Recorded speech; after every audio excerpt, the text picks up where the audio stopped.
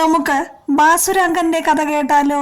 ഈ കഥ ഞാൻ മുൻപേ പറഞ്ഞിട്ടുണ്ട്, പക്ഷേ അന്ന് ഇത് അധികം ആരും കണ്ടിട്ടില്ല.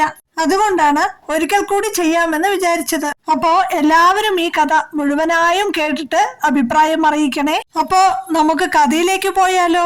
ബാസുരാങ്കൻ എന്നൊരാൾ ജീവനപുരി എന്ന നാട്ടിൽ താമസിച്ചിരുന്നു. ആ പേരിന്റെ അർത്ഥം എന്തെന്നോ? സുന്ദരമായ ശരീരമുള്ളവൻ എന്നാണ്. നമ്മുടെ ബാസുരാങ്കൻ ആളൊരു കള്ളനായിരുന്നു.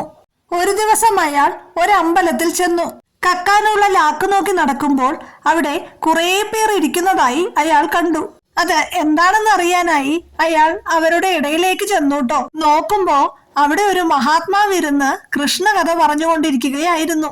മിന്നും പൊന്നിൻ കിരീടം, തരിവള കടകം, കാഞ്ചി പൂഞ്ചേലമാല, ധന്യശ്രീ വത്സ, സത് കൗസ്തുഭമിടകലരും ചാരു തോരന്തരാളം എന്ന ശ്ലോകം ചൊല്ലി വർണ്ണിക്കുകയായിരുന്നു അദ്ദേഹം. ബാസുരാങ്കനാകട്ടെ ഒന്നും പിടികിട്ടിയില്ല.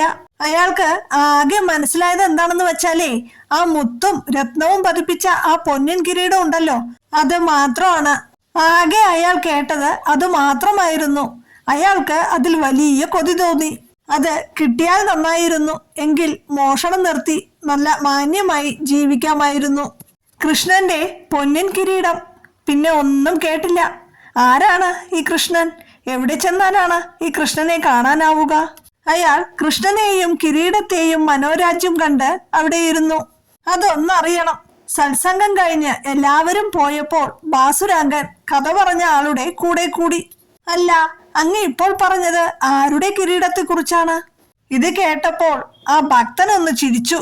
എന്നിട്ട് ബാസുരാങ്കനോട് ഇങ്ങനെ പറഞ്ഞു, കിരീടത്തിന്റെ കാര്യം മാത്രമേ മനസ്സിൽ പതിഞ്ഞുള്ളൂ അല്ലേ? കൃഷ്ണന്റെ കിരീടമാണത്. ബാസുരാങ്കൻ ഉടനെ ചോദിച്ചു, ഈ പറഞ്ഞ കൃഷ്ണൻ എവിടെയാണ് താമസം? എനിക്കൊന്ന് കണ്ടാൽ കൊള്ളാമായിരുന്നു. ഇത് കേട്ട് ആ ഭക്തൻ ബാസുരാങ്കനെ നന്നായിട്ടൊന്നു നോക്കി. കൃഷ്ണനെ കാണാനോ? യോഗികൾക്ക് പോലും കാണാൻ പ്രയാസമുള്ള ഭഗവാനെ കാണണമത്രേ. എന്നിട്ടും അദ്ദേഹം ചിരിച്ചുകൊണ്ട് പറഞ്ഞു, ദ്വാരക എന്ന് പറയുന്ന സ്ഥലത്താണ് കൃഷ്ണൻ താമസിക്കുന്നത്. ഇത് കേട്ട ബാസുരാങ്കൻ, ദ്വാരകയോ? അതെവിടെയാണ്? അതും കൂടി ഒന്ന് പറഞ്ഞു തരൂ. ഇത് കേട്ടപ്പോൾ ആ ഭക്തന് ഒരല്പം പരിഹാസം തോന്നി. എന്നാലും അദ്ദേഹം പറഞ്ഞു, ഇവിടെ നിന്ന് കുറെ വടക്കോട്ട് സഞ്ചരിച്ചാൽ ദ്വാരകയിലെത്തും. 1 മാസം നടന്നാലേ അവിടെ എത്താനായിട്ട് സാധിക്കുള്ളൂ എന്നും പറഞ്ഞ് അദ്ദേഹം അങ്ങോട്ട് പോയി. ബാസുരാങ്കൻ ചിന്തിച്ചു, 1 മാസത്തെ കഷ്ടപ്പാടല്ലേ ഉള്ളൂ. എങ്ങനെയെങ്കിലും ദ്വാരകയിലെത്തണം. അവിടെ എത്തി ആ കിരീടം മോഷ്ടിക്കണം. അത് കിട്ടിയാൽ എല്ലാ കഷ്ടപ്പാടും തീരുമല്ലോ. അവൻ നിശ്ചയിച്ചു പോകുക തന്നെ. അങ്ങനെ ബാസുരാങ്കൻ ദ്വാരകയിലേക്ക് യാത്ര തിരിച്ചു. പോകുന്ന വഴിക്ക് മറക്കാതിരിക്കാൻ വേണ്ടി അയാൾ ഇങ്ങനെ കൃഷ്ണൻ, ദ്വാരക എന്നിങ്ങനെ ഉരുവിട്ടുകൊണ്ടേ യാത്ര തുടർന്നു.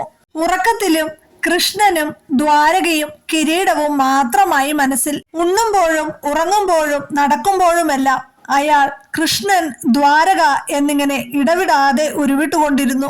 അസ്മാത്ക്കെ നാപ്യുപായേന മന കൃഷ്ണേ നിവേശയേത് എന്നാണല്ലോ കണ്ണന്റെ മതം. ഏതു വിധത്തിലായാലും എന്നെ ആഗ്രഹിച്ചാൽ ഞാൻ അയാളുടേതാണെന്നാണ് കണ്ണൻ പറയുന്നത്. ഇതെല്ലാം കണ്ണൻ കാണുന്നുണ്ടായിരുന്നു കേട്ടോ. അയാൾ അന്വേഷിച്ച് നടന്നു വലഞ്ഞ് ദ്വാരകയിലെത്തിയപ്പോൾ അതാ സുന്ദരനായ ഒരു യുവാവ് കിരീടവും കയ്യിൽ പിടിച്ച് പുഞ്ചിരിച്ചുകൊണ്ട് കാത്തു നിൽക്കുന്നു. ഹോ, എന്തൊരു സൗന്ദര്യം! ആരെയും വശീകരിക്കുന്ന പുഞ്ചിരി. ഇതാണോ കൃഷ്ണൻ? എന്റെ ഉള്ളിൽ ഇതുവരെ അനുഭവിച്ചിട്ടില്ലാത്ത ഒരു അനുഭൂതി നിറയുന്നുവല്ലോ. ഇങ്ങനെ ചിന്തിച്ചുകൊണ്ട് നിൽക്കുമ്പോൾ ഭഗവാൻ അയാളോട്, ചങ്ങാതി, താങ്കൾ വളരെയധികം ക്ഷീണിതനാണല്ലോ, വരൂ എന്ന് പറഞ്ഞ് മന്ദിരത്തിനകത്തേക്ക് കൂട്ടിക്കൊണ്ടുപോയി. അവിടെ ഉണ്ടായിരുന്ന അല്പം തീർത്ഥജലം കുടിക്കാൻ കൊടുത്തു. ഒരല്പം ജലമേ ഉണ്ടായിരുന്നുള്ളൂവെങ്കിലും എന്തൊരത്ഭുതം! വിശപ്പും ദാഹവും യാത്രാക്ഷീണവും എല്ലാം മാറി. അയാൾ ആകെ അത്ഭുതപ്പെട്ടു നിൽക്കുമ്പോൾ കണ്ണൻ പറഞ്ഞു, അങ്ങയുടെ ക്ഷീണമെല്ലാം മാറിയില്ലേ? എന്റെ പേര് കൃഷ്ണൻ എന്നാണ്. ഞാനൊരു തീർത്ഥയാത്രയ്ക്ക് പുറപ്പെട്ടു നിൽക്കുകയായിരുന്നു. പക്ഷേ എന്റെ വളരെ വിലപിടിപ്പുള്ള ഈ കിരീടം ആരെയാണ് സൂക്ഷിക്കാൻ ഏൽപ്പിക്കേണ്ടത് എന്ന് ആലോചിച്ച് വിഷമിച്ചു നിൽക്കുമ്പോഴാണ് അങ്ങ് വന്നത്. താങ്കളോട് എനിക്ക് വളരെ സ്നേഹവും വിശ്വാസവും തോന്നുന്നു. താങ്കൾ ഈ കിരീടം കാത്തു സൂക്ഷിക്കാമോ? ഇതു കേട്ടതും ബാസുരാങ്കൻ ഞെട്ടിപ്പോയി. ഞാൻ കിരീടം അന്വേഷിച്ചു വന്നതാണെന്ന് ഈ കൃഷ്ണൻ എങ്ങനെ മനസ്സിലായി? അത്ഭുതത്തോടെ അയാൾ എന്തോ പറയാൻ ഒരുങ്ങുമ്പോഴേക്കും കൃഷ്ണൻ കിരീടം ബാസുരാംഗന്റെ കയ്യിൽ കൊടുത്തു. മോഷ്ടിക്കണമെന്ന് വിചാരിച്ച കിരീടം യാതൊരു പ്രയാസവും കൂടാതെ കയ്യിൽ വന്നപ്പോൾ ബാസുരാംഗന് അതിലത്ര ഭ്രമം തോന്നിയില്ല. അതിനേക്കാൾ പ്രിയം അയാൾക്ക് കൃഷ്ണനോട് തോന്നി. ആ കിരീടത്തിലേക്ക് നോക്കിയപ്പോൾ വിലപിടിപ്പുള്ള രത്നങ്ങൾക്ക് പകരം കൃഷ്ണന്റെ പുഞ്ചിരിക്കുന്ന മുഖമാണ് കണ്ടത്. അയാൾ പറഞ്ഞു, കൃഷ്ണ, എനിക്ക് അങ്ങയെ പിരിയാനാകില്ല. ഈ കിരീടം അങ്ങ് മറ്റു വല്ലവരെയും ഏൽപ്പിക്കൂ. ഞാനും അങ്ങയുടെ കൂടെ വരുന്നു. കൃഷ്ണനാമം ഇടവിടാതെ ജപിച്ചുകൊണ്ടിരുന്നതിനാൽ അയാളുടെ മനസ്സ് എല്ലാം വിട്ട് കൃഷ്ണനോടടുത്തു. അയാളുടെ മനസ്സ് പൂർണ്ണമായും കൃഷ്ണനിലാണെന്നറിഞ്ഞ കണ്ണൻ പറഞ്ഞു, ചങ്ങാതി, നീ എന്റെ കൂടെ വരണ്ട.